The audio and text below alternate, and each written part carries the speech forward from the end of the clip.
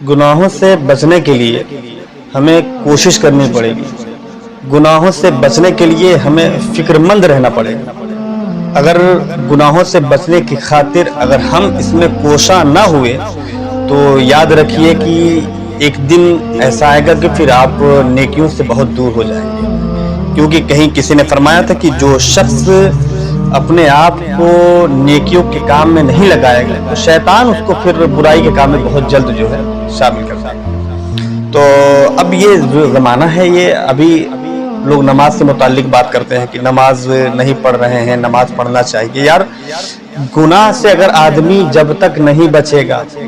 وہ مسجدوں کے قریب پھر آنا اس کا مشکل ہوگا، چونکہ گناہوں کی نحوست جو ہے وہ انسانوں کو مسجدوں کے قریب آنے نہیں دیتی ہے۔ اب آپ دیکھو نا کہ مطلب غیبت کے متعلق ہے کہ غیبت کتنا بڑا گناہ ہے اور کتنا مطلب گھنونا گناہ ہے کہ غیبت کے متعلق ایک جہاں کاشفۃ القلوب میں لکھا ہوا ہے کہ اگر غیبت کرنے والا شخص توبہ بھی کر لے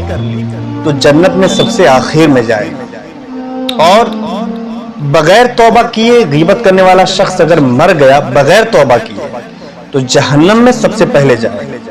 اب چونکہ یہ ماحول جیسا رائج ہو گیا ہے کہ کوئی محفل میں اگر آدمی بیٹھ رہا ہے، کسی مجلس میں بیٹھ رہا ہے تو اللہ بچائے محفوظ رکھے، آدمی جو شخص غیبت سے بچنا چاہتا ہے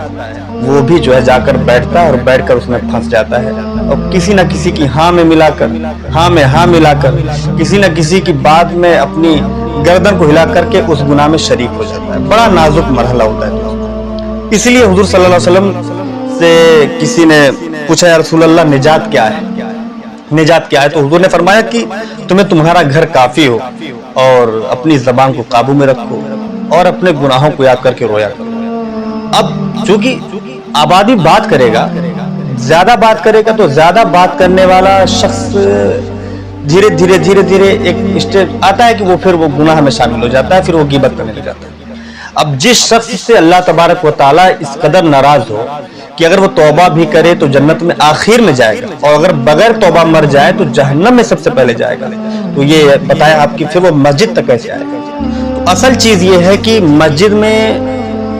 آنا یہ اللہ تعالیٰ چاہتا ہے کہ میرا بندہ میرے پاس میری بارگاہ میں آ کے سجدہ کرے۔ خود رب تعالیٰ چاہتا ہے کہ میرے بندے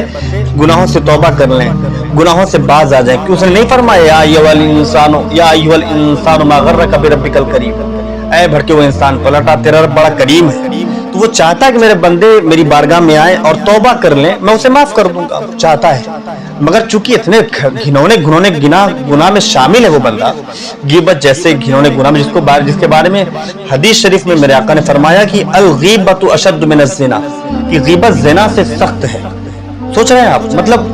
کتنا بڑا گناہ ہے، اور اتنا بڑا گناہ کرنے کے بعد مسجد میں کوئی پھر کیسے آ سکتا ہے؟ اس گناہ کی نحوست ہی اس کو مسجد میں آنے سے روکتی ہے، ورنہ اللہ بندے کو توفیق دے دے گا جب انسان گناہ سے توبہ کر لے،